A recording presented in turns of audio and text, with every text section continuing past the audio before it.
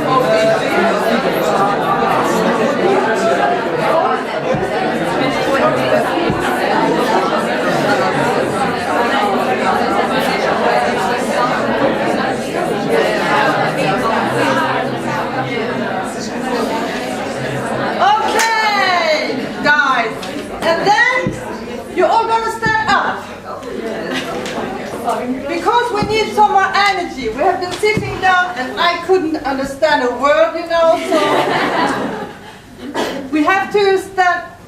bit and, you know, up with the arms in order to stretch yourself, and the blood will stream more effectively in your body, like this.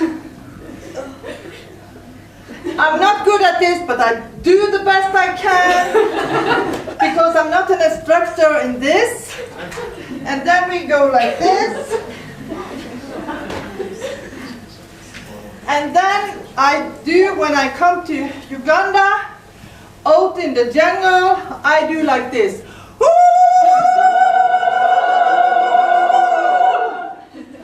Then we get out our voice, because it's not happening up here, you know. It's your body has to come with you.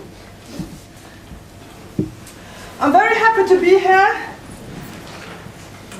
It's a year ago I was a little bit burned out, and after a long working time in Africa, and I thought, oh, I need a shift in my life. You know, I'm a senior entrepreneur. I have, you know, working in my own company for 23 years. So, and before that I was at the university as a teacher, and also in a advertising company, working as an art director. And so I was talking to myself, and I said, oh, I need a shift. And for 1 year I've been following what is happening in Europe. It's much closer to Norway than Africa, you know. So then I saw that, oh, there is something is happening with the young people. We call it the lost generation. And you know, I have 2 sons. They are 28 and 23. And they are very well off with jobs and family and apartment. But then, so I'm very happy for that. I'm very grateful, because that's not, you know, so easy to get. And then I thought, okay, I want to work with young people. I want to work, you know, because I'm a senior, I want to give,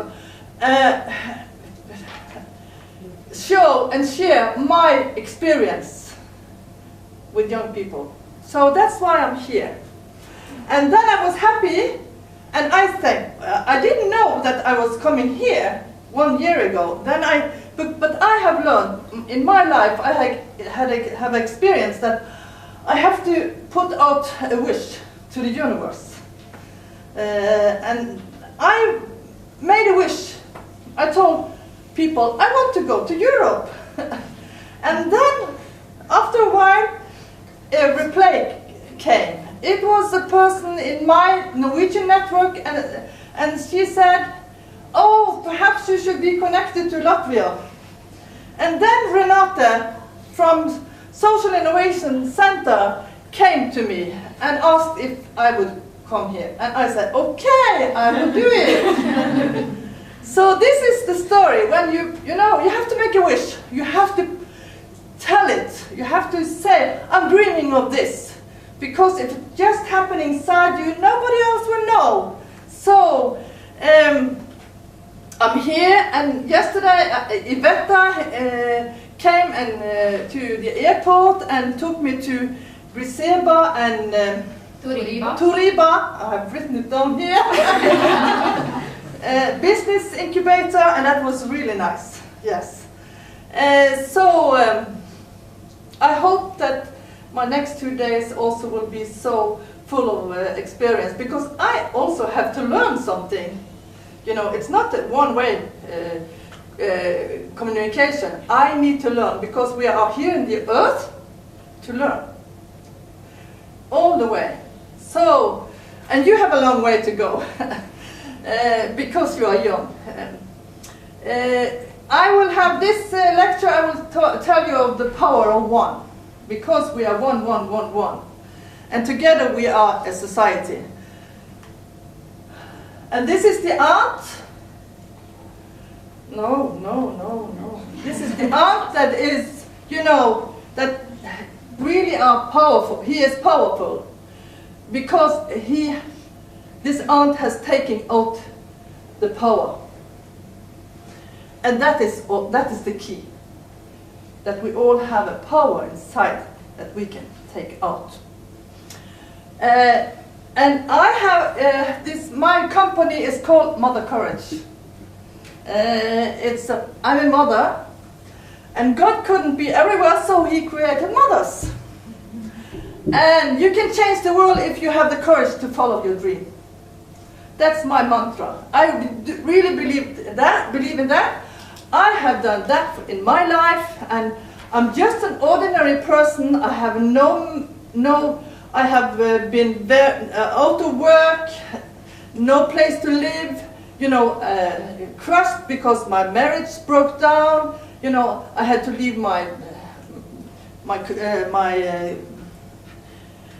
place where I live to move to another place. I know how to have no money, no network, been very sad and lonely, but we all managed to go through it. So this is also a personal journey that we are doing. This is me. I think I'm 6 years old at the dance school. Nobody wanted to dance with me, but I was standing there with my American dress, and my heart was broken because I had a father that went to the concentration camp in Germany in the Second World War, and he came back with a post-traumatic disease. He was very ill. All my family started drinking in order to forget this trauma, and of course that affected me a lot. So he broke my heart, but he said, "I never promised you a rose garden. I have to plant those roses myself. And it's never too late to be a happy child," I say to myself, because we all experience loss and grief in our life.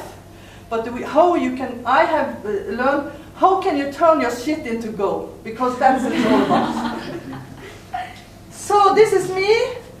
I'm a social entrepreneur, yes. I'm also an artist. I have written a couple of books. I'm a teacher. I'm a healer. I can heal myself, and I also have these skills to help other people. I'm an investor. I invested a lot in Africa, in cows and pigs and chicken for the poor women.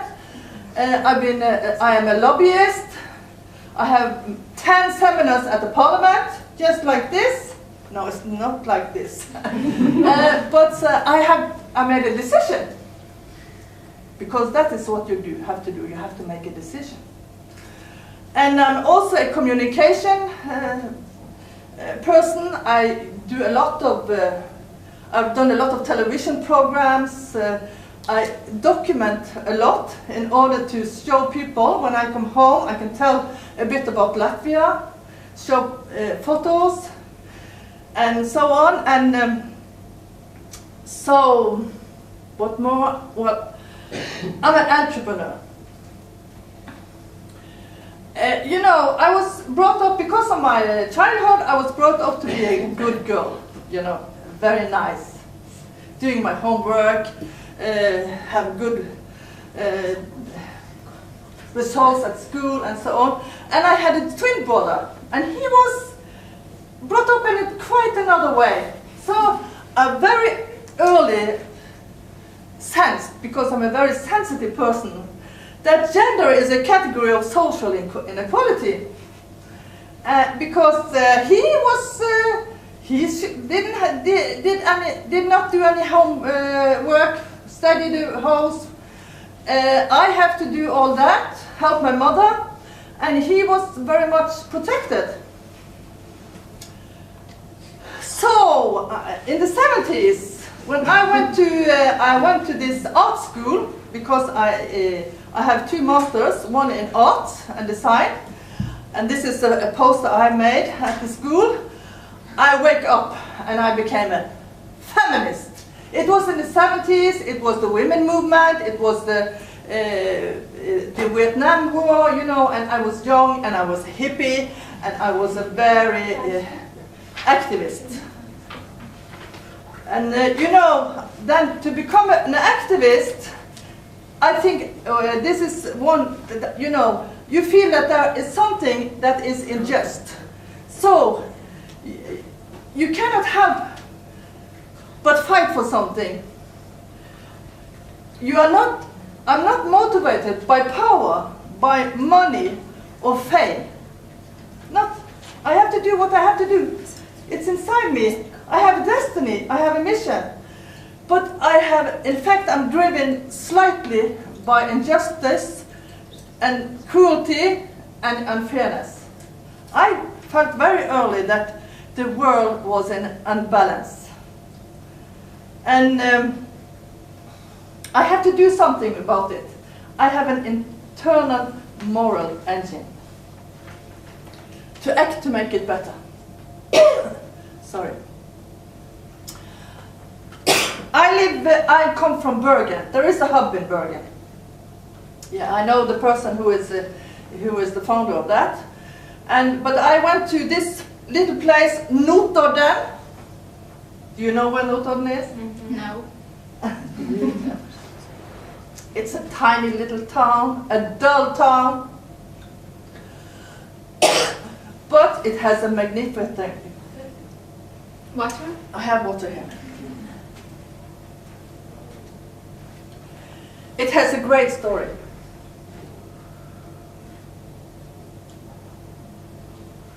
There are only 12,000 people living there. It's about 2 hours drive from Oslo into a country called Telemark with wonderful scenery. And these two guys, they made history, world history, because they managed to create a method for using electricity to capture nitrogen from the atmosphere. And 100 years ago, today, this year, Notodden is celebrating its 100 years anniversary. So afterwards, I wanted to send a greeting. And then we were from among the poorest countries in Europe.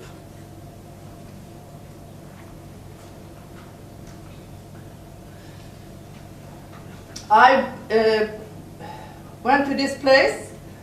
I moved there to go to school 1 year, and I stayed there because I met my husband. He's a blues musician, and I was thinking, what I'm doing this dull town, I have to do something, because you cannot sit and wait that something will happen. You have to do something yourself.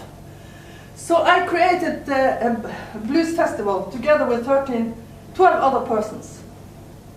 26 years ago, and today it's one of the most famous festivals in Europe. And now they are building a big book and blues house, and it was great to see how 13 people can come together and do something. And every year there are 25,000 people coming to this little dull town. So this year Van Morrison came and had a concert, and it was lovely.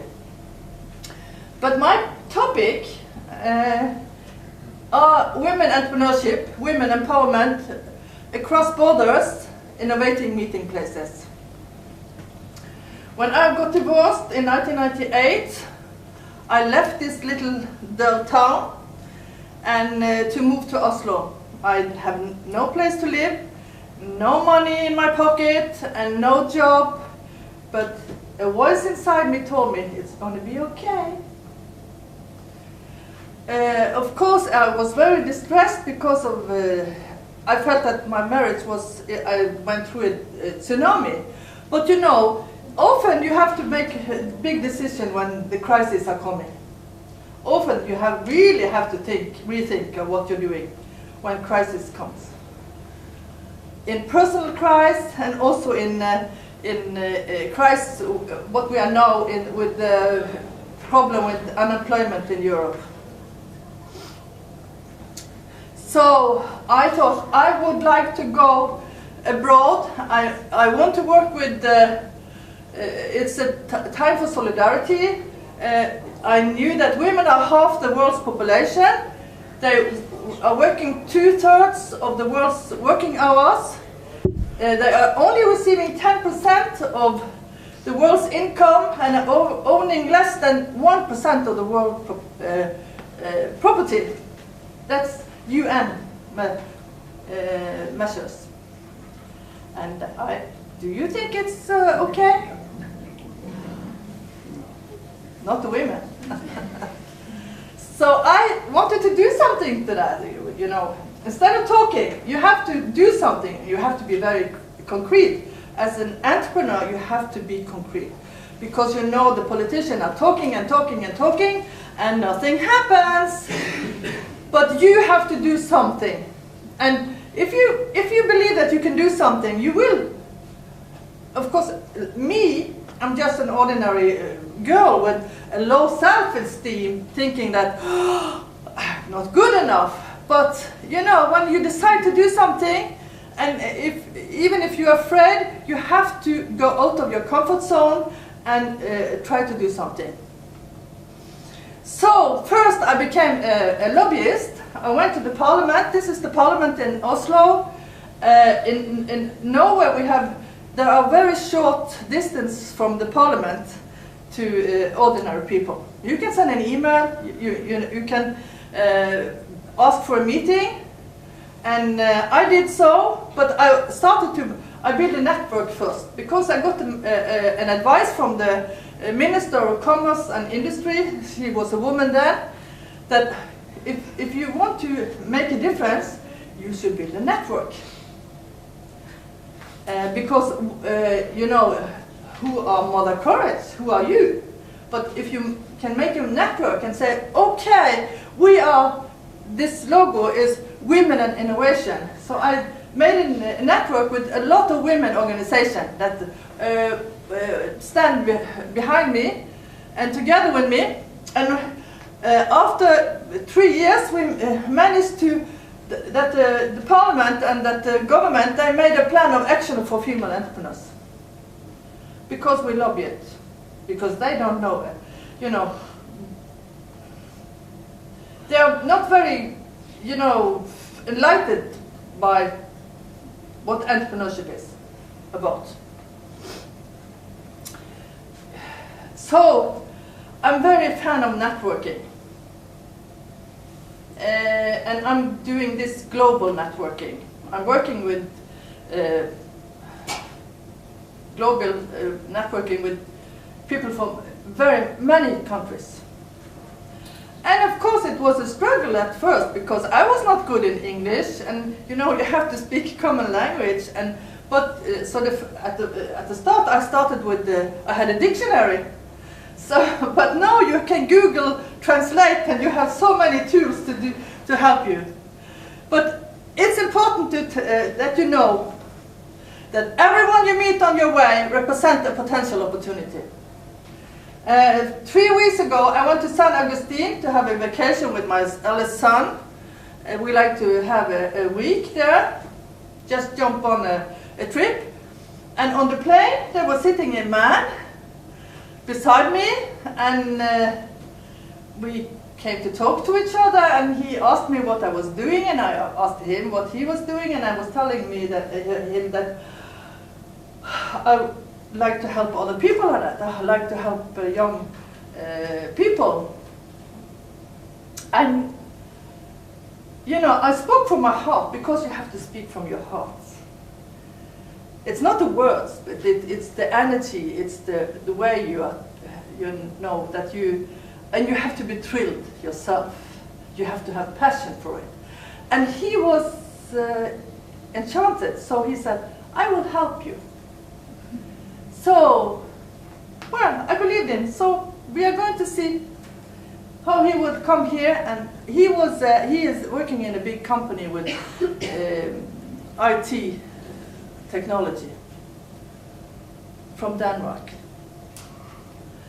So, well, I thought that Norway was too little for me. Norway is it's a big country, but it has about 4.9 billion people.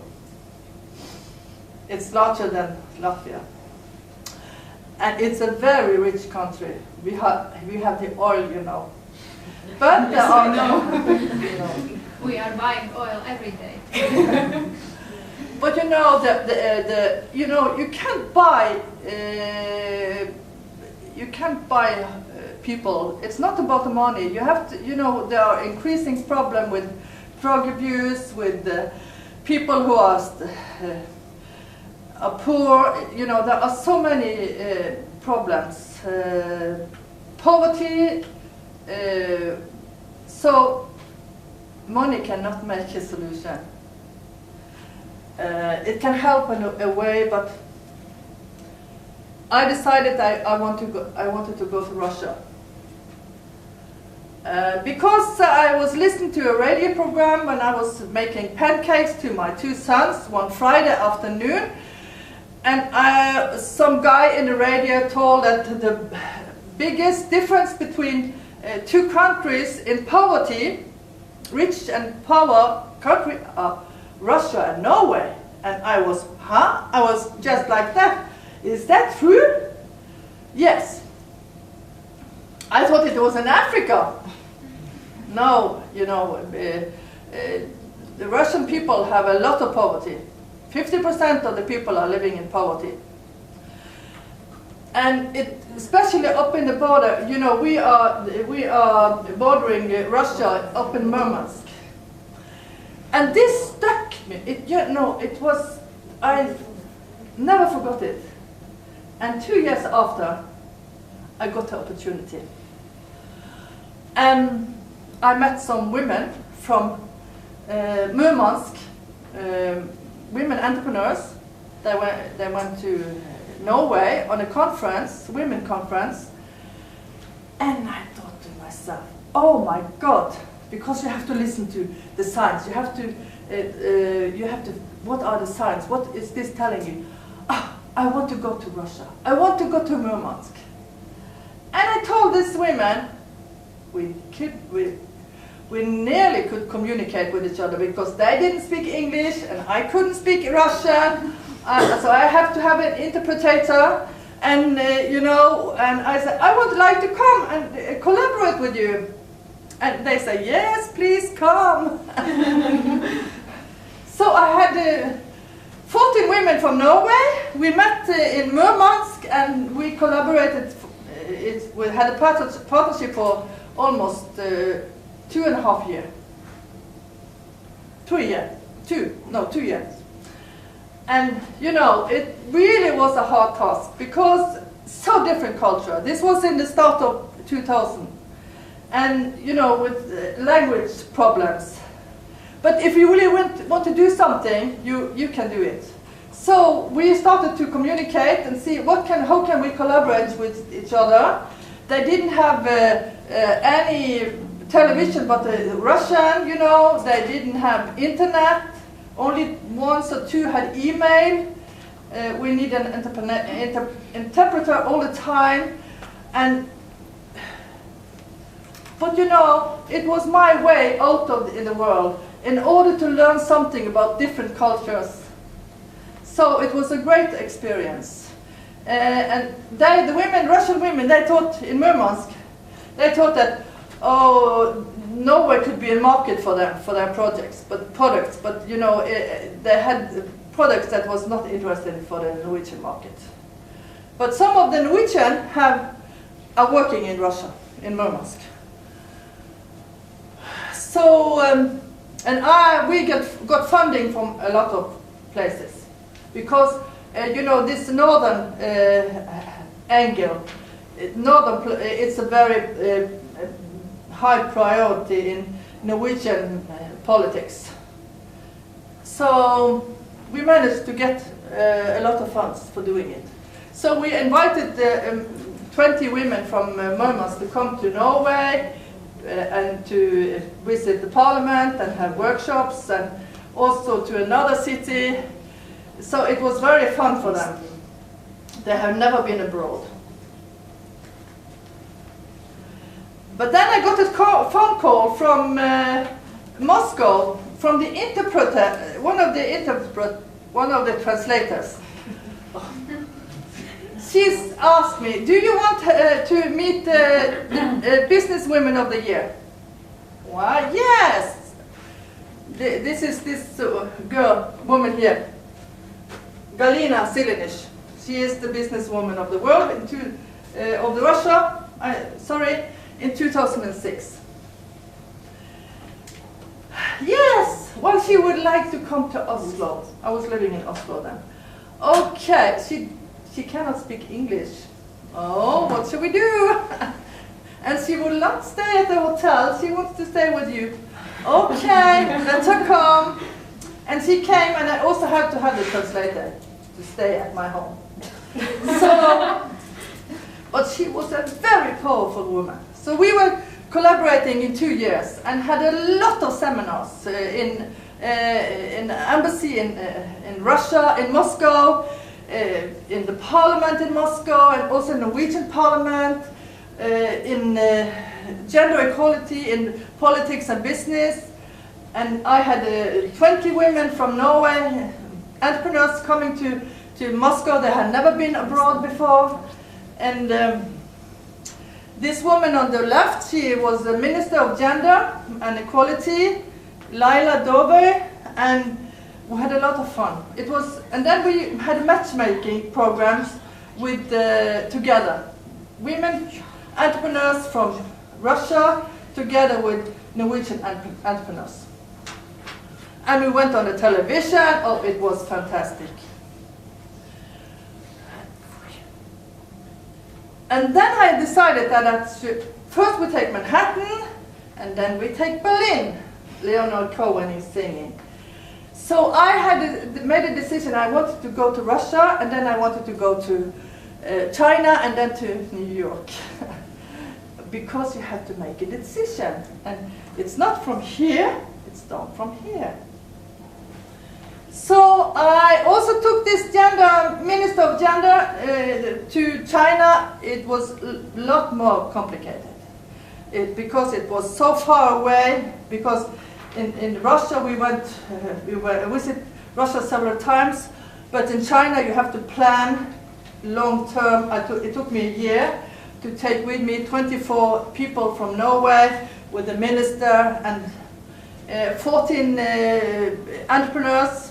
Female entrepreneurs, and we made this network program. We made a nice brochure both in Chinese and Norwegian, with the presentation of all the people, all the women. We got sponsorship from a Norwegian company called Trolltech, and it was a network program for women entrepreneurs in politics and business.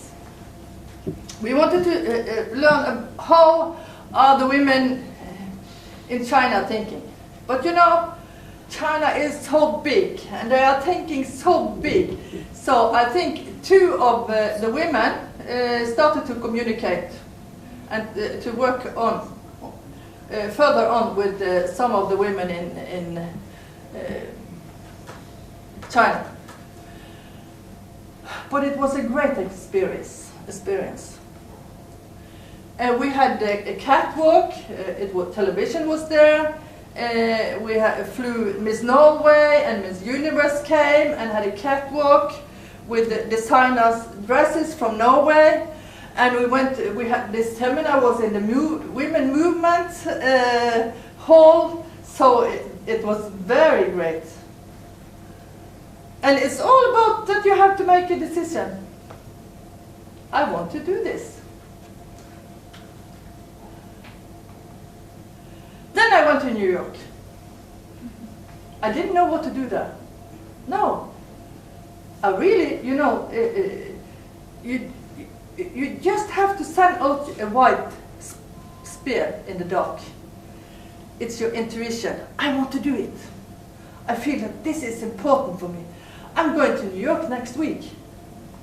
I don't know what to do there, but some guys are telling me, you have to come with it. I will go with a lot of entrepreneurs, mostly men. But in New York, I didn't know what to do there. There was a big women conference with 5,000 women. Of course, there was a lot of happening, and I wanted to go into the UN building, but I didn't get any confirmation. So I thought, okay, Bitten, while you're here, you have to make the best of it.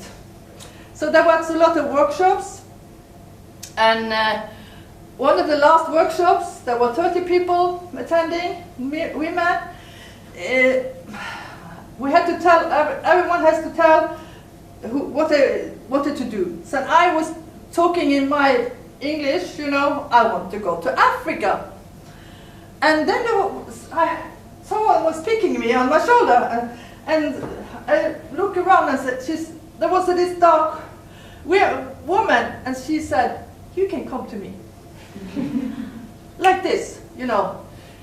In a moment, you know that this is your destiny. You have to go. And I asked for her email, and she just faked me an email because she didn't have an email. This wasn't. But luckily, I got her number, her husband's mobile number. So her name is Juanita Sitanda. She's living in Uganda. So that's how I got to Uganda, just from New York. And I didn't have the money because I never had money to go. But then I also went up and told, I have a lot of meetings and open conferences, and I say to people, I want to go to Africa, I want to go to Uganda. And there was some guys, he was an entrepreneur, because business people, entrepreneurs, they know what you're doing. He told me, okay, I will help you. So I got the money. And he didn't want anything in return. So when I came there, I didn't know what to do, but you have to dance with the unknown. If you are a very creative people, you have to learn to dance with the unknown, because that's all what social entrepreneurship is. That's how you do innovation. You don't know the steps, you don't know the tune, you don't know the song, you don't know who the partner is, but that's the journey. So this is one of the first pictures, photos, meetings. I met lots of people, lots of children, and they were dancing, in a rhythm. And I felt like this is why I'm here. Of course, behind I saw the poverty. I saw that women were HIV affected. There were a lot of people, young people that didn't go to school. They were living with very violent husbands and very much in poverty. So I decided, what can I do here? I asked, what can we do? After I went there for 12 days, and I asked my partner Juanita, what do you want? What do you need? Oh, we want a cow. A cow, yes. A cow, because a cow can milk, and the milk we can sell in the market, and we can get money to pay for the school fees for children. So we bought a cow, and we call it her Miss Norway. But for me, social entrepreneurship has been a tool for combating poverty. I want to work with people who are down, not in the top, but at the bottom of the pyramid. And this is from Gulu. Gulu has been in war in 20 years. They are nothing, and they are so traumatized, the women and people. They have next to nothing. And this is where I feel that I belong. Because, the women really are at the bottom of the pyramid. They are suffer the most. For them, surviving is a struggle. How can I get food today? And African women are the strongest in the world. I really felt that. I feel like I was next to nothing because they are so powerful, because they have to cope with a reality that are so difficult. And you know, this I met her, Rose Abu from Banda, her little girl. She died from AIDS. And then when I came back the next year, well, she was dead. And that's the normal reality. You know, hundreds of, billions of people have, parents have died. And you know, then, you know, your life is getting in perspective. And I felt so grateful that I'm born in Norway. And, you know, my problems is next to nothing compared with theirs. So I believe that the women in Africa are carrying the continent on their shoulders. The men, I'm sorry to say, they don't care. Because they have lost the hope. And I think it's because they are not the mothers. It's the mothers that comes. So I met Mama Africa. I've been working there for 8 years. Of course, not living there. I can't live there. It's impossible for me.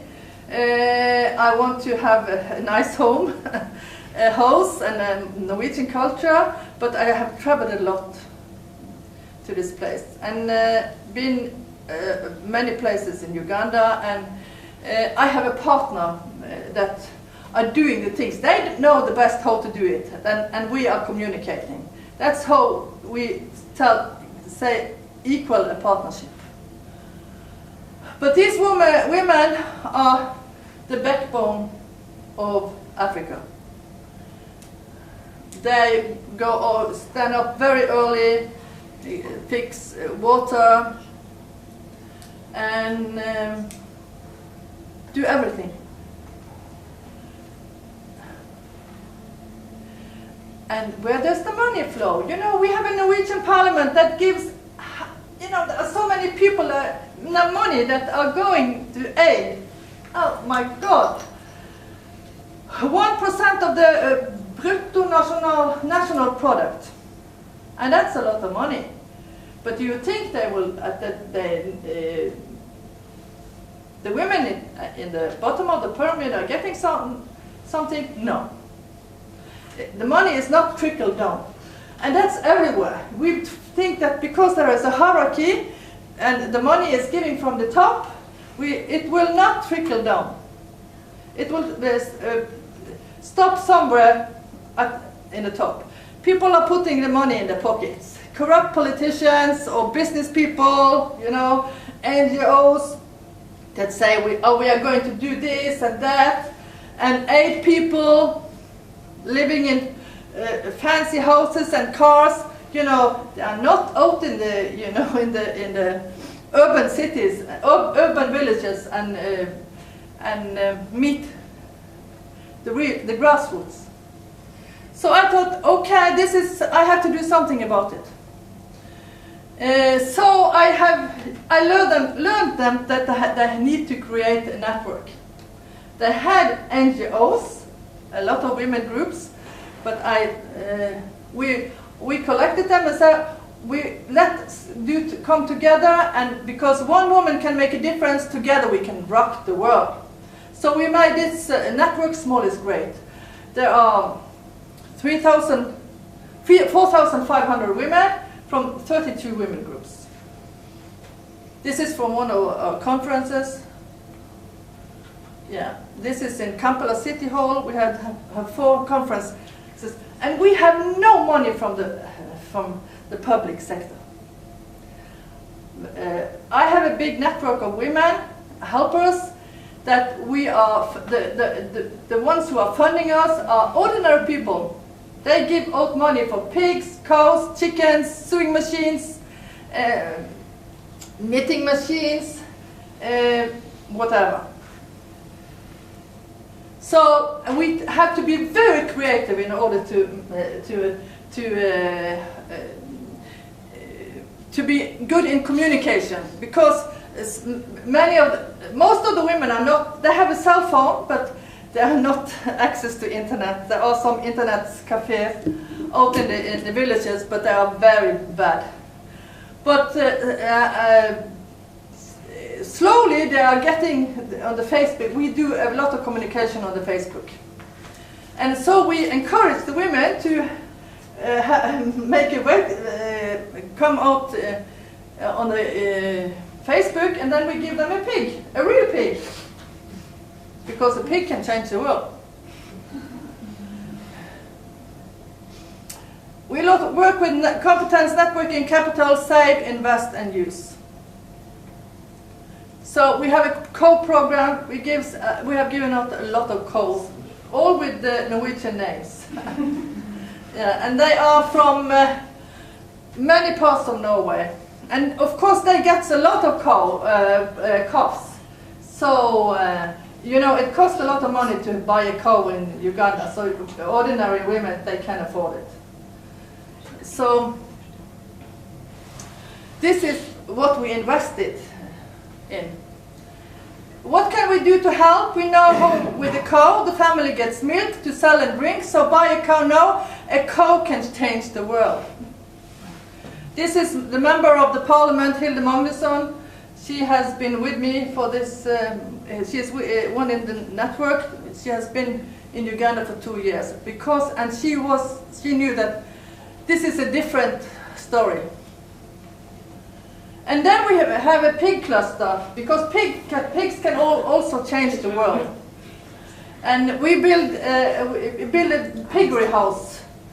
And this is from the opening, where 10 women from Norway came, and we had a marvelous party. You know, and we made a piggery bank. You have to be very creative, because this is how the rural women, they have to have something to, they can get a sustainable small income business. And this is an example. 8 women groups have received 131 pigs in 2011 from our pig program. They have produced 886 pigs, 6 pigs at average. Each woman gives 1 pig in return. Can you imagine how this will, like a domino effect? You know, 1 pig get 5 to 9 piglets, and you can sell it in the market, and you can, in return, you can have money so you can pay school fees for the children. You know, this is the way to do it sustainable. Of course, of 100 women, only I can come back and see and ask, oh, what did you do with your pig? Oh, we had to eat it. That happens very often. So then we also can come and see this story. Gladys Nantum in Vampebe. The woman on the left has 5 children. She's paying for them school fees from her business. We gave her 2 pigs and she expanded from them. Now she has opened up a business, borrowed money from microfinance in Vampebo, and started as a pork butcher. This is a good story, because she had this long-term knowledge to invest and wait that she can earn money. And this, the Muslims women, there are some Muslim women group, we cannot give them pork, the pigs, so we give them chicken. And you can make a lot out of chicken, poultry. So that's also a very good story. They can make a living out of it. And we also had a microbank seminar. We had a microbank we established. Here is in Gulu. They have nothing. We have to drive to very remote villages. We didn't know the way. It was white people have never been there before, and so it was very, very strange. But I liked it a lot, because the women were so nice. And we have given out a lot of food, cows and chicken, and also planted trees and given them seeds. And they also have a saving group. And it's not me that are standing and telling them things. We use women from Uganda to give them lectures.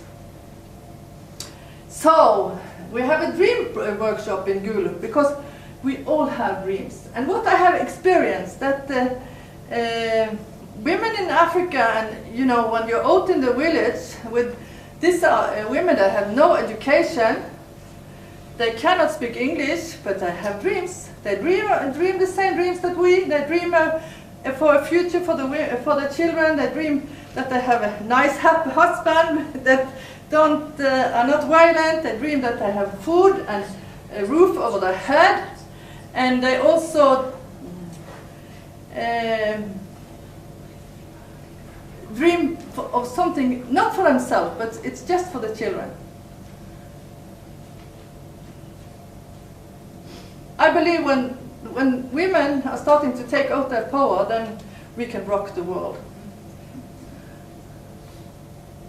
So in one of the workshops we are making a dream tree, because we have to be creative. And I love that. What is this kind of partnership? Because we work in partnerships. Our partnership is not about to rescue them, but to unleash the power of women to take responsibility for their own future and go into partnership with those who undertake this journey for themselves. You know, when you find women and really wants to do this journey and are willing to say, I will go along with you, then you know, because helping is not, it doesn't, you know, it doesn't give success. You have to have meet women that really have determined to do something. This is in Banda, a permanent refugee camp with 10,000 people. Terrible, terrible. And we also had in Norway, we took these 4 women to Norway and had a lot of conferences in the parliament. Because I believe that women's economical empowerment leads to social and political empowerment. You have to take care of yourself and the children. And I believe that self-employment is the most powerful strategy to reduce poverty in the world. Not traditional aid, but learn women to be a breadwinner. 5 minutes. Oh my God. Norwegian Parliament. Yeah, here. This is very important if you tell about Norwegian Parliament. Yeah. What should I say? Okay. Can you tell how you bring up this social entrepreneurship? Yes, to the agenda of politics. Yeah. Well, I decided just to put it on the agenda. So I started in 2008 with 13 people. Women, because there were no men. I googled social entrepreneurship in Norwegian, and there were next to nothing. So I invited them to come to my town at the Blues Festival, and we had a symposium. 13 women come together, and we decided that we should build a network that we call Network for Social Entrepreneurship. And we didn't have any money to make a website, but we decided to go on Facebook. I didn't know what Facebook was in 2008. And then we decided to go to the parliament. First we take Manhattan and then we take Berlin. And during these years we have had 6 conferences. And this year there was an election, and out of 7 political parties in the parliament, 6 of them had social entrepreneurship on the agenda. And we have done it in a very lots of ways. We have written a book, we have had a plan of action, we have had a school, a program in social entrepreneurship. We had a lot of committee meetings, a lot of writings. Oh my God. But you know, in the end, it works. So now they have put it on the agenda. It was a non-word in 2008. you know, the people that were coming to this conference, oh, they said, am I a social entrepreneur? I didn't know that. So, yeah, okay. This is the Girls Have a Dream workshop. We are working on a school in Uganda for girls. This is Youth Power in Notodden. I also work with that. And in October 22nd, we are having a workshop with young people, identify 3 challenges for youth empowerment, and present solutions for identified challenges. And then we are going to plant a dream tree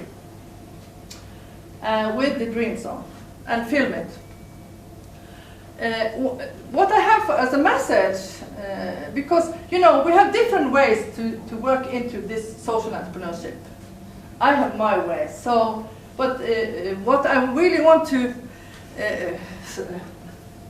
stress is that my experience doing this is that I feel that we are connected in one world. That you know, these African women that were so different from me, I feel that we are sisters, and we look at the same moon, we look at the same sun, and we see the same stars and the same heaven.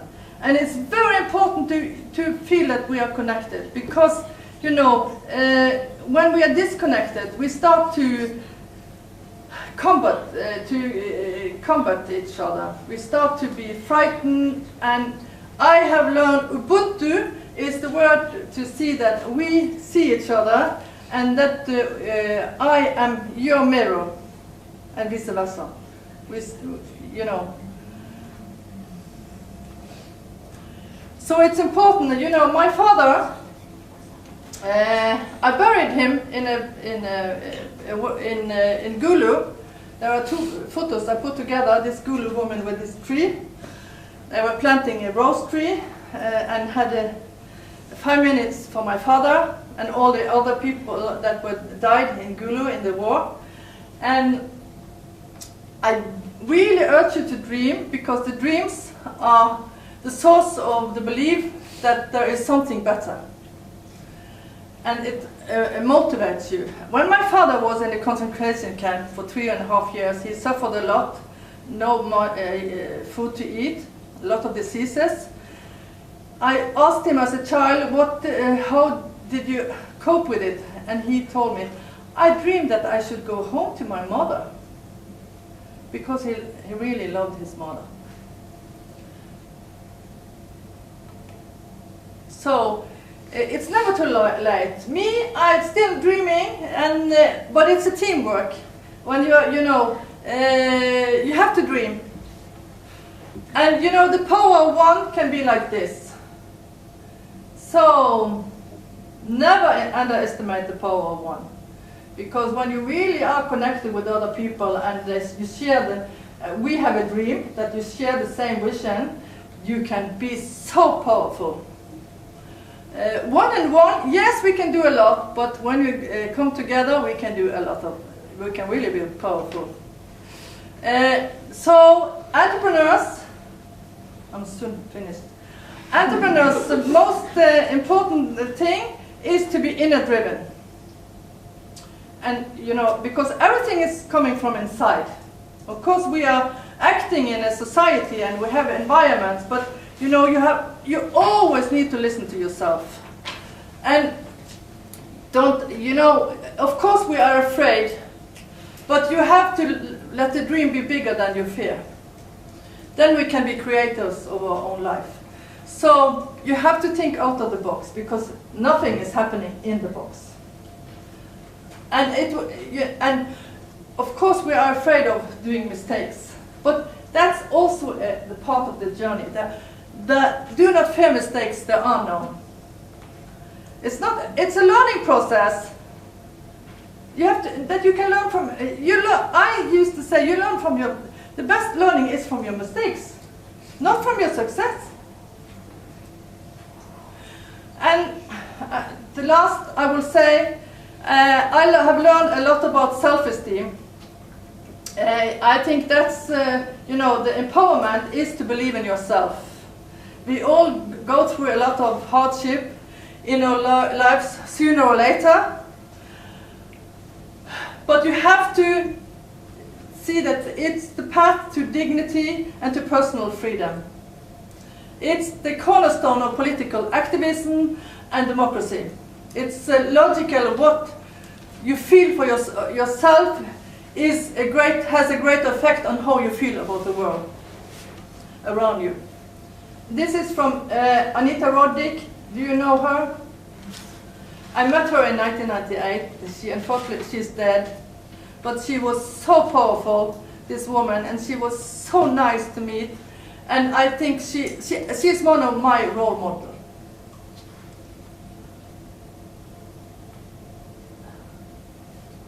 Yeah. All of us suffer heartaches because it's very easy to become a victim. I cannot do this because I have this background, I have no money, I am not good enough, yeah. Sorry, this is life, you have to wake up. You know, everything is possible to get healed. If you believe that you can do it.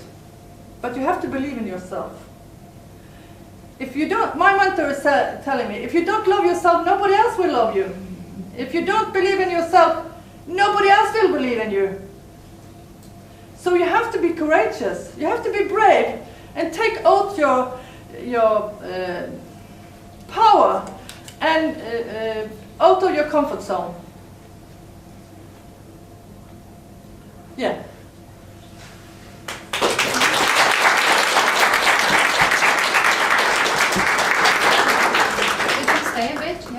Any questions to Bitten? Kādi jautājumi? Droši var arī jautāt, ja kāds vēlas latviski, es iztulkošu tieši par to, kas jūs interesē par sociālo uzņēmējdarbību Norvēģijā. Jo mēs jutām, ka Bitten sirds deksme ir darbs ar cilvēkiem ārpus Norvēģijas, bet varbūt ir kādi jautājumi konkrēti par Norvēģiju, kas jūs interesētu. Jā, lūdzu.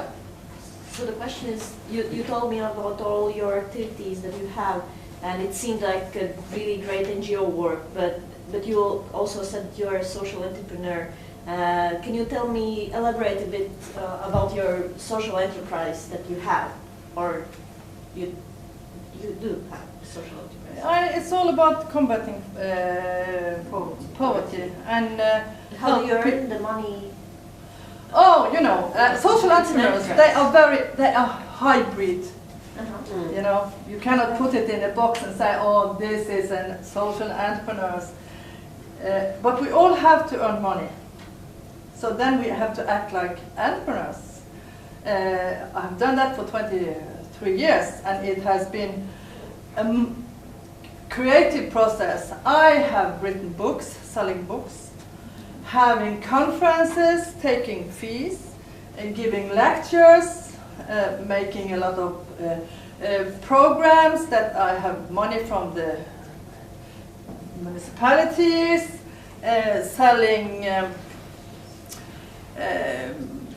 different kinds of products. You know, I've done all because in order I have to pay my rent, I have to pay for my food.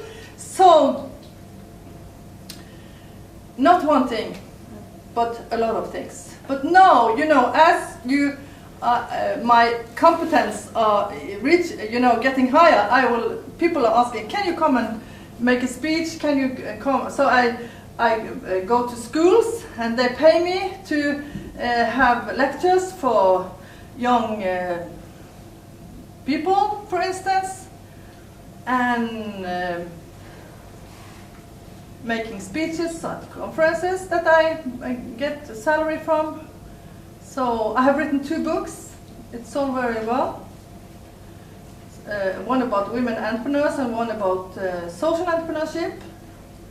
So, but a lot of the work is voluntary. Like, you know, because social entrepreneurship is not common. So you have to be very creative to do it. But you know, I started as a traditional entrepreneur and earned a living by that. So I do I made a lot of documentaries that I earn money from. So I knew that I have to get something in return. So it's like your own personal brand is earning you money for your Yeah, work. yeah. How many people do work in Mother Courage? Because you do a lot of, just you. How is it possible? Because it seems you are I have a big network. I work in partnership. For instance, we made this, I didn't show it here, but we made a school as sort of a business incubator for social entrepreneurship. Then I have 4 other social entrepreneurs, and I told them, are we going to do this? Because it's a lack, it's not, there is a market for social entrepreneurs that want to learn something about social entrepreneurship. And of course, the people that attending, they have to pay a fee. And it went to me. The other was and all the lectures were giving pro bono. From